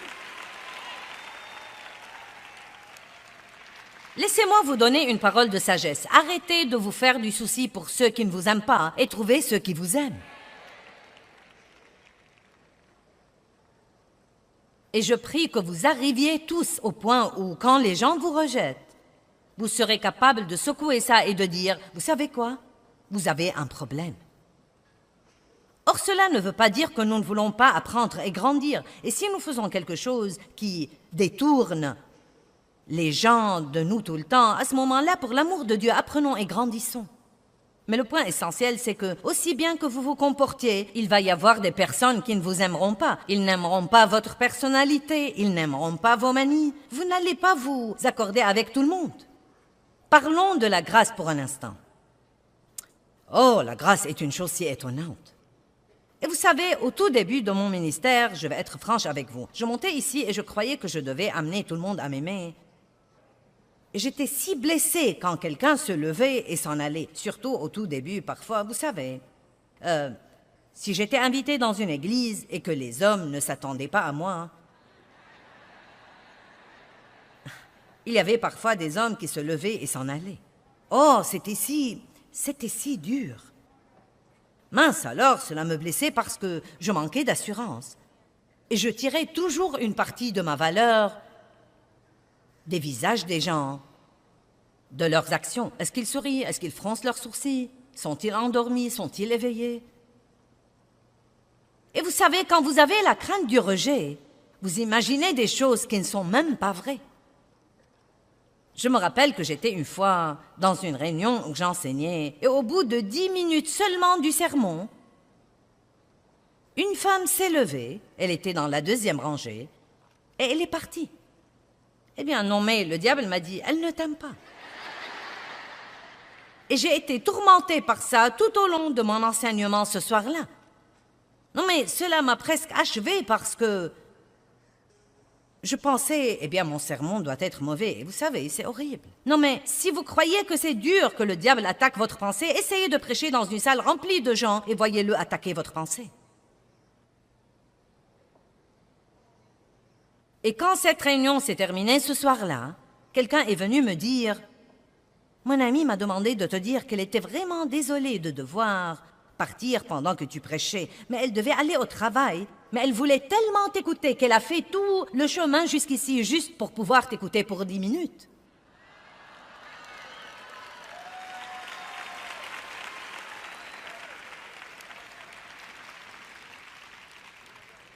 Maintenant, quand les gens s'en vont, je dis « Je suis contente que vous soyez venus et restés aussi longtemps que vous êtes restés. » Tout dépend de notre pensée et de la façon dont nous décidons de regarder les choses. Croyez-moi, nous prenons les choses très différemment quand nous sommes plus sûrs et quand nous sommes confiants en qui nous sommes en Christ. Et je ne dis pas que le rejet ne fait pas mal si quelqu'un se présente et dit « Tu sais, tu es blablabla, blablabla. » Naturellement, ça va faire mal, mais je veux vous dire que vous pouvez survivre à ça parce que la Bible dit que celui qui vous rejette à vous, rejette Jésus aussi. Jésus se sent visé quand les gens nous rejettent. Je ne me tiendrai plus debout ici pour amener tout le monde à m'aimer. Ce n'est pas ce que je fais ici. J'espère en Dieu pour vous amener à m'aimer.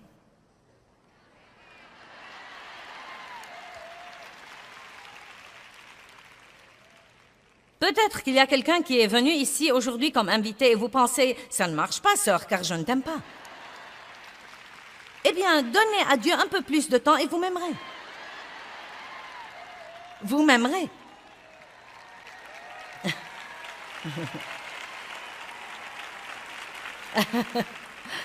Vous voyez, je suggère que vous priez, Dieu, donne-moi grâce partout où que j'aille aujourd'hui. Dieu, toi, amène les gens à m'aimer, parce que je n'ai pas l'énergie de jouer au plus fin avec les gens. Eh bien, c'est trop de stress de sortir et d'avoir à ne pas être moi.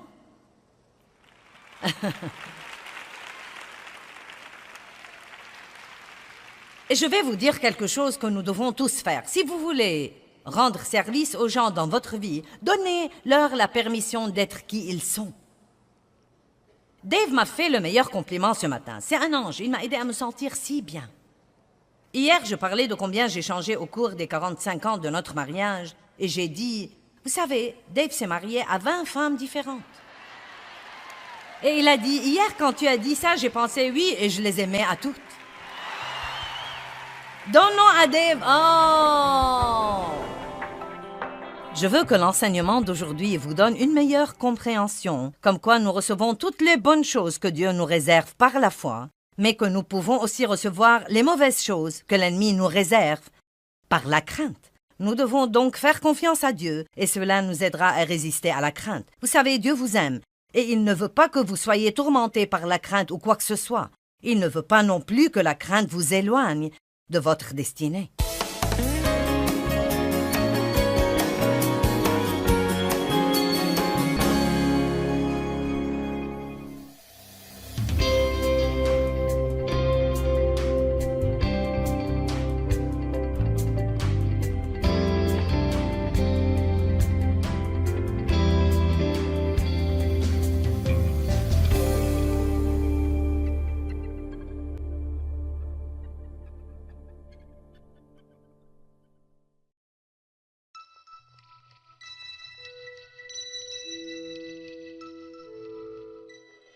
Le royaume des cieux est assailli avec violence, mais seuls les violents, hommes et femmes de Dieu, s'emparent de ce royaume et en jouissent dans leur vie. Pas les craintifs, pas les timides, pas les faibles, pas les peureux, pas les négatifs, pas les gens qui redoutent les ennuis, pas les gens qui craignent le changement, mais les violents, les hardis, les courageux, les gens qui disent « Je crois Dieu ».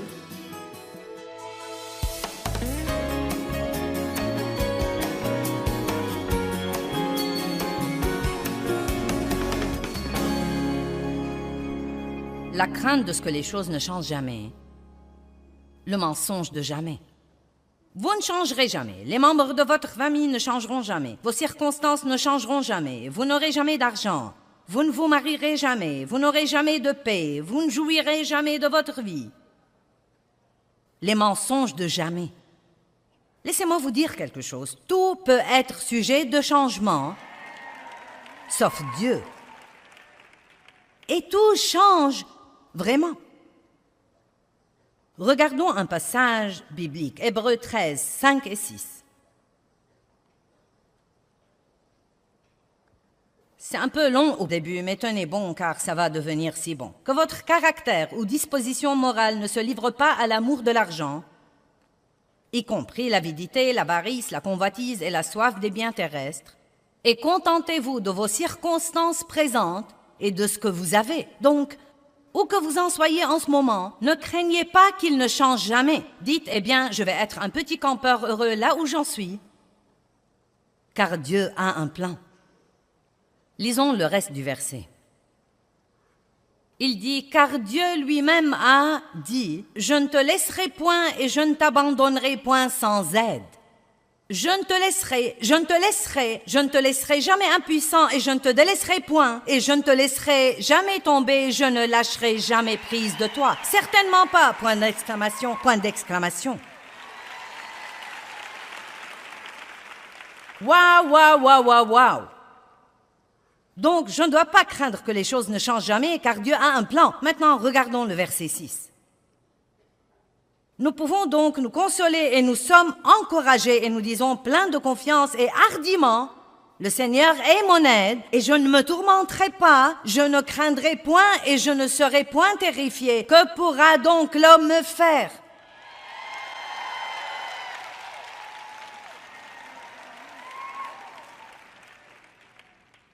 Il a dit, nous disons.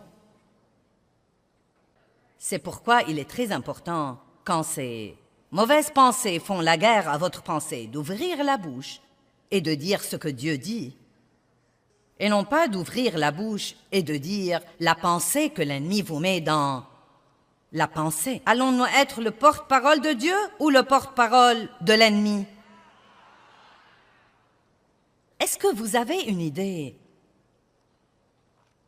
sur l'importance de savoir ce genre de choses? Avez-vous une idée? Il suffit d'aller écouter les gens autour de vous et vous direz, ce n'est pas étonnant que votre vie soit un gâchis. Nous devons apprendre l'importance et la valeur des paroles et comprendre que la mort et la vie sont au pouvoir de la langue. La parole de Dieu est une épée contre l'ennemi. Prenez votre épée et utilisez-la. J'aime la représentation de Jésus dans l'Apocalypse, montant un cheval blanc, ses yeux comme une flamme de feu. Et la Bible dit, de sa bouche sortait une épée à double tranchant. Et vous savez ce que c'était? La parole de Dieu. De sa bouche sortait une épée à double tranchant. Et si vous pouvez l'imaginer un instant dans l'esprit, quand vous dites la parole, en ce qui concerne l'ennemi, si vous dites la parole dans la foi, c'est juste comme une épée tranchante qui sort de votre bouche et qui le coupe en 1000 morceaux.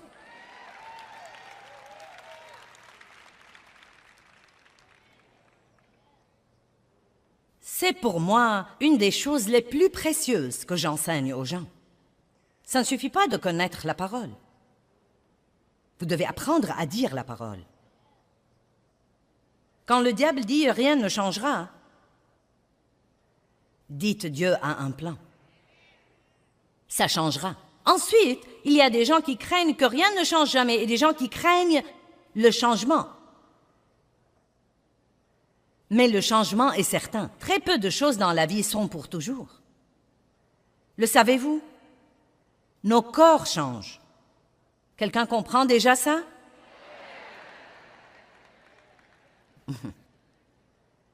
Oh, nous n'avons pas le temps d'aller là. Nos amis changent. Les enfants grandissent et quittent la maison. Les compagnies font faillite. Les quartiers se détériorent. Nous changeons d'avis. Nous changeons nos engagements. Nous changeons de position sur les choses. Peut-être qu'il y a des choses en ce moment dont vous êtes convaincus à 100%. Et d'ici 2 ans, vous pourriez penser, je ne sais pas comment j'ai jamais pu croire ça. Et même ce que nous voulons change, ce que nous aimons change et nos désirs changent. Mais quand quelque chose change dans nos vies, même si c'est quelque chose que nous ne voulons pas changer, et qui change de toute façon, la meilleure chose que nous puissions faire, c'est de changer d'avis et de nous rattraper sur ce plan. Il n'y a rien de pire que d'avoir son esprit dans le passé et son corps ici quelque part dans l'avenir. Regardons 2 versets que vous connaissez probablement, mais je crois que ça vaut la peine de les regarder ce matin. Ésaïe 43, 18 et 19. Ne vous souvenez pas sérieusement des choses précédentes et ne considérez pas les choses anciennes. Voici, je fais une chose nouvelle. Maintenant, elle va germer. Vous ne l'apercevrez-vous pas, vous ne la connaîtrez pas, vous n'en tiendrez pas compte. Oui, je mettrai même un chemin dans le désert et des rivières dans le lieu désolé. Vous ne devez pas craindre le changement. Donnez-vous un peu de temps pour vous y habituer. Qui est en plein milieu de changement en ce moment? Eh bien, certains d'entre vous n'aiment pas ça. Eh bien, ça ne va pas empêcher le changement. Vous feriez donc aussi bien d'avoir une nouvelle mentalité. Dieu, je vais apprendre à aimer cette nouvelle chose, même plus que je n'ai aimé l'ancienne. Et je crois qu'elle sera meilleure que la chose dont je me défais. Maintenant, Une des raisons pour lesquelles nous nous sentons parfois déchirés pendant les temps de changement est qu'une partie de nous veut une chose nouvelle et que l'autre partie de nous est toujours accro à l'ancienne, car nous avons des liens d'âme avec les choses. Quand j'ai quitté mon travail à l'église où j'ai travaillé pendant 5 ans, je savais que je devais partir. Je savais que Dieu m'appelait à commencer à faire les choses que je fais maintenant. Mais je peux honnêtement vous dire que j'avais tellement de liens d'âme avec les gens là et l'endroit et les relations que j'avais nouées et le confort du salaire régulier que ça m'a fait de la peine et que j'ai été embrouillée pendant 3 ans après avoir quitté parce que j'étais seule sur la route maintenant. Je me sentais seule parce que je n'avais pas avec moi toutes ces personnes que j'avais. Les gens disent toujours, je parie que c'est tellement amusant de voyager. Oh, fichez-moi la paix. Donc, j'étais toute seule sur mon chemin. Et tout était si petit à l'époque. Nous avions 20 personnes ici et 10 personnes là. Je me rappelle une réunion où nous avions 9 personnes et j'en ai pris 5 avec moi. Et il n'y avait pas de marathon.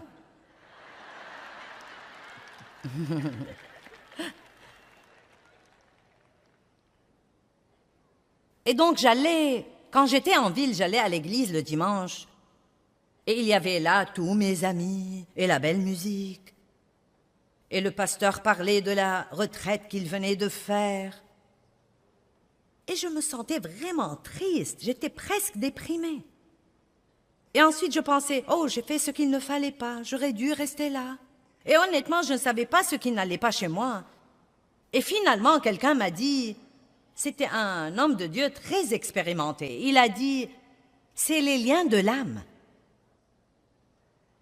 Et j'espère que ça aidera quelqu'un ici. Quand vous savez que vous avez fait ce qu'il fallait en passant à une chose nouvelle, et pourtant vous avez toujours la nostalgie de l'ancienne.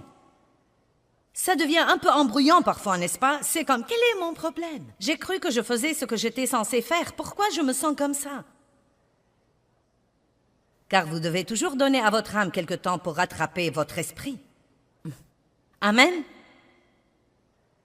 Vous savez, les gens à qui vous permettez de vous influencer sont probablement une des choses les plus importantes dans votre vie. Eh bien, je ne veux pas les blesser. Et je ne veux pas être seule.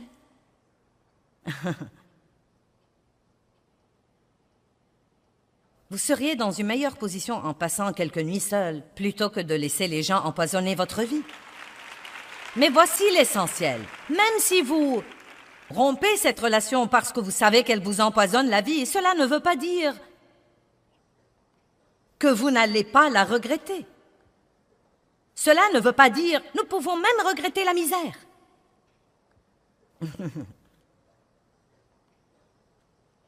Je m'adresse à certaines personnes, n'est-ce pas? Vous savez, plutôt que de vous asseoir à la table de déjeuner avec tous vos, vous savez, amis au travail, et être comme une décharge pour tous leurs commentaires négatifs et plaisanteries cochonnes et grossièretés et tout ce qu'ils veulent déverser sur vous. Pourquoi ne pas utiliser ce temps pour déjeuner, puis sortir faire une longue promenade agréable et parler à Dieu? Eh bien, je pourrais rater quelque chose. C'est probablement quelque chose que vous devez rater de toute façon. Allez.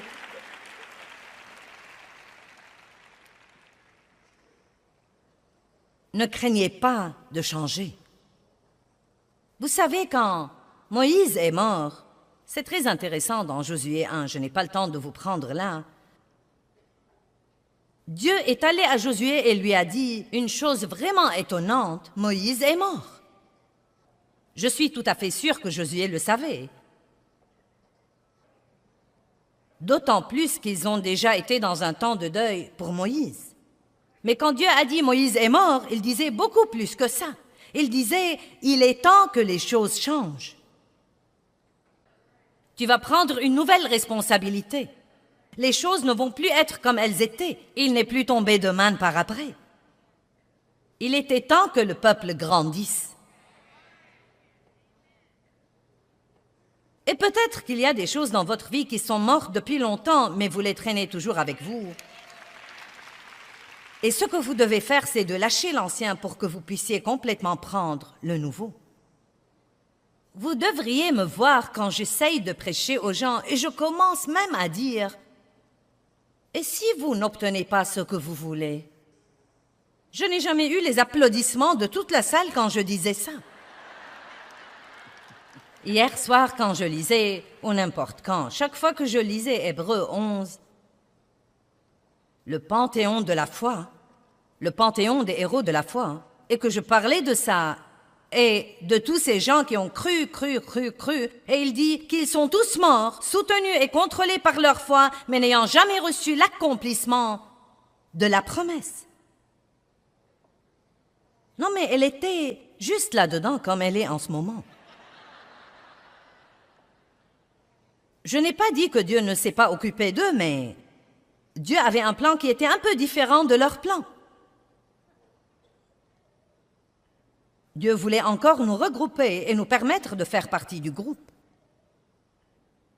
Dieu ne nous donne pas toujours tout ce que nous voulons et nous ne devons pas craindre ça. Nous devons dire, si je n'obtiens pas ce que je veux, cela veut dire que je ne suis pas censé l'avoir. Avons-nous confiance en Dieu autant que ça? Si je n'obtiens pas ce que je veux, cela veut très simplement dire que je ne suis pas censé l'avoir. Mais je le veux! Ne pensez plus à ce que vous voulez et pensez à Dieu. La Bible dit, fais de l'Éternel tes délices et il te donnera ce que ton cœur désire et non pas les désirs de votre chair. Dieu nous donne certaines des choses que nous voulons, mais il ne nous donne pas toutes les choses que nous voulons, car parfois nous ne sommes pas assez intelligents pour vouloir ce qu'il faut. Il y a des gens qui sont assis ici aujourd'hui, qui ont voulu des choses dans le passé, et vous êtes débrouillés pour l'avoir dans la chair, et maintenant vous regrettez de tout votre cœur de les avoir. Et bon sang, j'ai des amens robustes là-bas.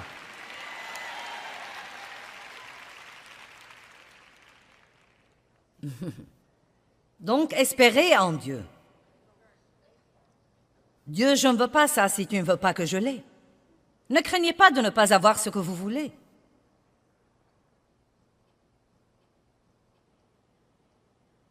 Vous savez, Paul dit dans Philippiens 4, « J'ai appris à être content, dans l'abondance comme dans le besoin. » Vous savez pourquoi? Parce qu'il s'était abandonné à Dieu. L'abandon est un merveilleux, merveilleux mot.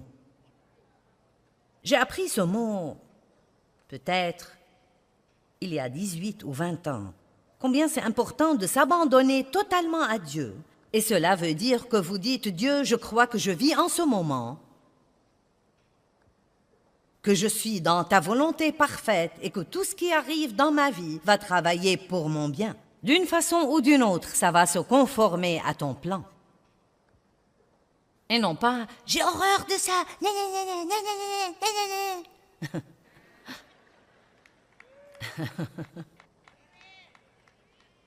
Bon, une dame là au 3e rang aime mon message.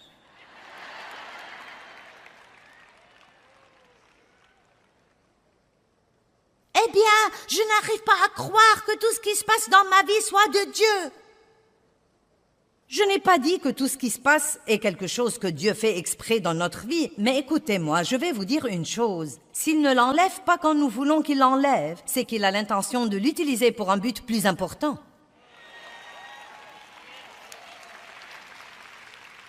La crainte de l'échec.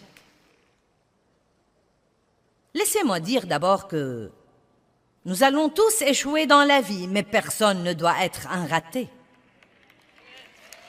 Échouer à une chose ne fait pas de vous un raté. Je vais vous dire quand vous serez un raté, quand vous arrêtez d'essayer. C'est la seule fois où vous pouvez dire « Je suis un raté ». Et vous savez quoi? La crainte de l'échec est vraiment une autre forme de la crainte du rejet. Si j'échoue, est-ce que Dieu me rejettera? Que penseront les gens? Est-ce qu'ils me rejetteront? Que diront-ils? Nous devons être courageux et nous devons faire un pas de foi et découvrir. Là encore, j'ai tant d'histoires, je n'ai pas le temps de vous les raconter toutes, mais vous savez quoi, je me rappelle tant de fois dans ma vie où j'avais si peur et où je faisais ce pas de foi. Et vous savez quoi, beaucoup de fois, Dieu merci, les choses marchaient. Il y avait des fois où j'essayais de faire des choses et elles ne marchaient pas. Et vous devez avoir assez d'assurance pour dire « j'ai fait une erreur ». J'ai cru que j'étais menée par Dieu, je ne l'étais pas. Donc, débarrassez-vous-en et allez de l'avant. Ne laissez pas cette erreur être la fin de votre vie. Si vous croyez que vous entendez de Dieu et que vous découvrez que ce n'est pas le cas, ne pensez pas « je ne peux pas entendre de Dieu ». Personne n'entend de Dieu parfaitement. Personne n'est parfaitement mené par le Saint-Esprit. Nous apprenons. Je veux vous encourager aujourd'hui à être un chrétien violent. Vous dites « mais de quoi tu parles ?» Regardons Matthieu 11, 12. Courageux, violent. Depuis les jours de Jean le Baptiste jusqu'à présent, le royaume des cieux est assailli avec violence. Ce sont des violents qui s'emparent de lui, comme d'un prix précieux. Une part dans le royaume céleste est cherchée avec la ferveur la plus ardente et l'effort intense. Si vous étudiez ces deux mots, les violents, violence et les violents, ils ont deux sens différents. Ce sont deux mots grecs différents. Et le premier, le royaume des cieux, est assailli avec violence. Cela veut dire attaquer, une mauvaise attaque. Et les violents veut dire les courageux et les énergiques. Le royaume des cieux est assailli avec violence, mais seuls les violents, hommes et femmes de Dieu, s'emparent de ce royaume et en jouissent dans leur vie. Pas les craintifs, pas les timides, pas les faibles, pas les peureux, pas les négatifs, pas les gens qui redoutent les ennuis, pas les gens qui craignent le changement, mais les violents, les hardis, les courageux, les gens qui disent « Je crois Dieu ». Et je n'ai pas peur de faire un pas de foi et de découvrir si ce que j'entends est vraiment de Dieu ou pas. Vous savez, j'ai essayé le ministère de la télévision longtemps avant que Dieu ne me l'ait donné. Nous avons loué un studio à la télé par câble à Saint Louis et j'allais avoir un talk show. J'ai pris 3 ou 4 de mes employés et nous allions nous asseoir et j'allais être comme l'hôtesse et leur poser des questions et les interviewer. Ce qui est arrivé, c'est que je posais les questions et j'y répondais moi-même. Et ils s'asseyaient là comme des meubles supplémentaires. Et ce n'était même pas ce que Dieu voulait que je fasse pour commencer. Donc vous savez ce qui est arrivé? Après 6 mois d'être à la télé, je n'ai reçu qu'une seule lettre. Et il n'y avait pas d'argent dedans. Mais quand Dieu a ouvert la porte, oh bonté divine, comme une inondation puissante. Donc vous savez, je ne suis même pas désolée d'avoir eu cette expérience. Car, à dire vrai, parfois quand Dieu vous appelle à faire quelque chose, vous vous embrouillez un peu sur le timing. Vous avez quelque chose qui flotte au-dedans de vous et vous pensez « Eh bien, je suis censé faire ça ou je ne suis pas censé le faire ?» Et la seule chose que je peux dire, c'est « Faites un pas de foi et découvrez. » Hey, si je marche dans la mer Rouge et qu'elle ne se fend pas, je reculerai.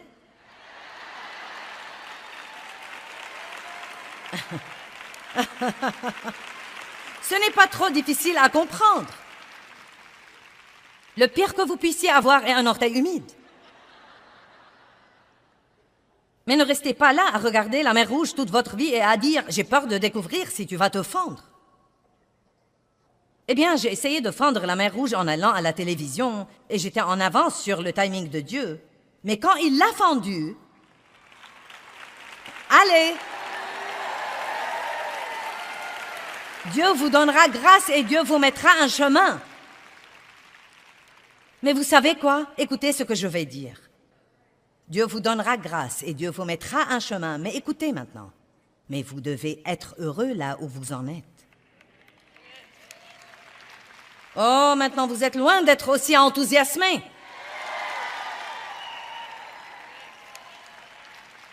Oh, vous êtes si marrant. J'ai dit, Dieu vous mettra un chemin et Dieu vous donnera grâce et tout le monde dit, ouais! Mais vous devez être heureux là où vous en êtes.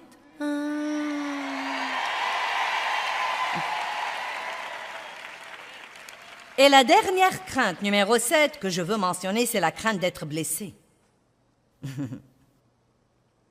La crainte d'être exploité.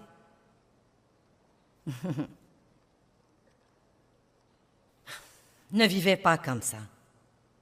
Vous ne devez pas craindre d'être blessé, car je peux vous dire d'avance que vous serez blessé. Ne laissez pas ce genre de crainte vous contrôler. Les gens me marcheront sur les pieds. Personne ne m'appréciera. Tout le monde va m'oublier. Je serai blessé. Les gens profiteront de moi. Ne vivez pas comme ça. Dites, Dieu, je me fierai à toi. Comme quoi, si je m'humilie sous ta main puissante, je me fierai à toi, Dieu. Comme quoi, si j'arrête d'essayer de m'occuper de moi, tu t'occuperas toi-même de moi.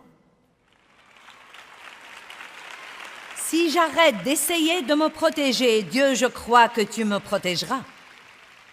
Et pas seulement ça. J'ai compris il y a longtemps. Oui, si je vais traiter avec les gens, je serai blessé parfois. Mais vous savez quoi? Le guérisseur vit en nous.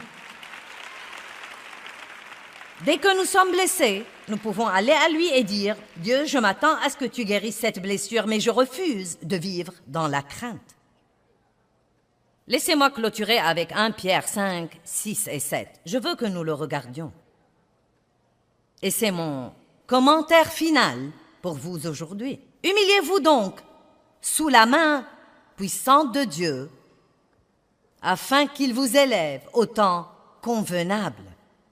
Et déchargez-vous de tous vos soucis, toutes vos angoisses, toutes vos inquiétudes, toutes vos préoccupations, une fois pour toutes, sur lui, car lui-même vous aime affectueusement et prend soin de vous attentivement. Arrêtez d'essayer de vous occuper de vous-même et laissez Dieu être Dieu. Amen. Je veux que l'enseignement d'aujourd'hui vous donne une meilleure compréhension, comme quoi nous recevons toutes les bonnes choses que Dieu nous réserve par la foi, mais que nous pouvons aussi recevoir les mauvaises choses que l'ennemi nous réserve par la crainte. Nous devons donc faire confiance à Dieu et cela nous aidera à résister à la crainte. Vous savez, Dieu vous aime et il ne veut pas que vous soyez tourmentés par la crainte ou quoi que ce soit. Il ne veut pas non plus que la crainte vous éloigne de votre destinée.